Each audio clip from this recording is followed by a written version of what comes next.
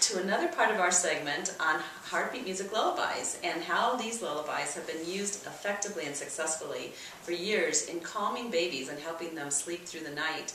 And I am here with Mr. Terry Woodford, a music therapy expert, and he's been sharing with us some amazing things about how this music was uniquely recorded and why it is so different than regular lullabies. But he's also been sharing with us some amazing stories as to how this music has worked. And Terry, I'd just like to continue on with what we were talking about moments ago. And you had mentioned that this music made its way into a cardiac recovery unit, not for adults, but for infants. Right. Would you mind sharing a little bit more about that? Well, it was tested in Helen Keller Hospital in a newborn nursery and stopped these babies from crying, 94% of the babies, in less than 2 minutes. And so I assumed, well, babies cry in newborn nurseries. At least I know it calms babies, but it's not important necessarily to have a lullaby playing in newborn nurseries. But my friend Eddie Parker was a videographer and television producer, and I said, I'd like to document these babies stop crying in less than 2 minutes. So he came to Helen Keller Hospital. We videoed testimonies from the nurses and showed babies stop crying. And I didn't know, but one of his friends from high school was a cardiac recovery unit nurse at the University of Alabama in Birmingham, and he gave her a copy. And so they started experimenting with their babies in the cardiac recovery unit without my even knowing about it.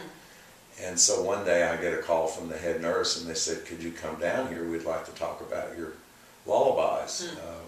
We're using them in the cardiac recovery unit. Well, I'd never been in a cardiac recovery unit and never been a patient in the hospital. And I really thought that they probably knew some singer or songwriter, you know, that they wanted to expose their music to me. And I thought I'd meet them in an office. Instead, when I got down there, they took me in the cardiac recovery unit. And I saw babies cut from the neck to their belly button, and tubes and monitors and beepers and buzzers. And it was quite an intimidating, humbling experience. Broke your heart. Yeah, it was like, whoa, what is this? To talk about a high-tech environment, you know, they're monitored for everything. Sure. And the idea is to help them heal and grow and recover from this open heart surgery. So they were really excited, you know. They wanted me to see how the music could work. And after I regathered my senses and the blood went back to my head because I almost passed out, they couldn't wait to show me. So they found one of the babies that was agitated, and the heart rate was about 200 beats a minute. Yeah, that baby was upset. Yeah, and it's hard to wean them off of ventilators, I found out, you know, because they're not breathing on their own yet.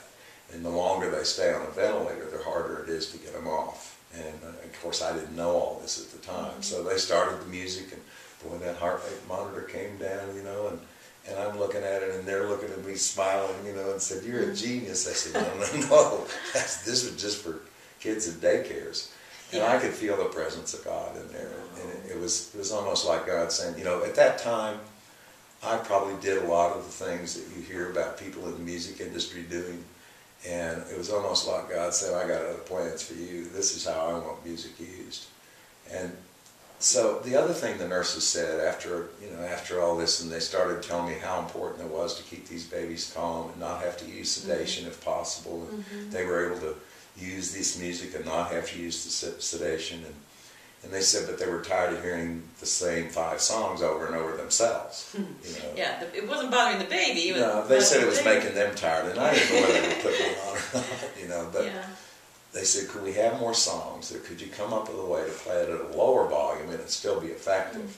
So, I mean, I was fired up. You know, I went back and I said, more songs. And so I went in, and by that time, after you work, you know, 800 to 1,000 hours on 5 songs, the next 5 aren't going to take as long because you know what to do. And you're highly motivated now. Oh, yeah. And I'm trying to explain to my songwriters and stuff why I'm in the studio recording more lullabies, and they just couldn't relate. It was almost like you had to be in that cardiac recovery unit and see how quickly those babies would calm to the music.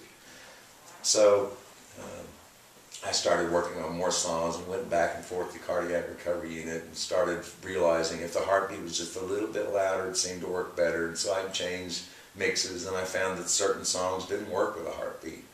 And so I would also, as I would leave the cardiac recovery unit, you know, it was very special for me to allow to be in there even, you know. Yes, sure.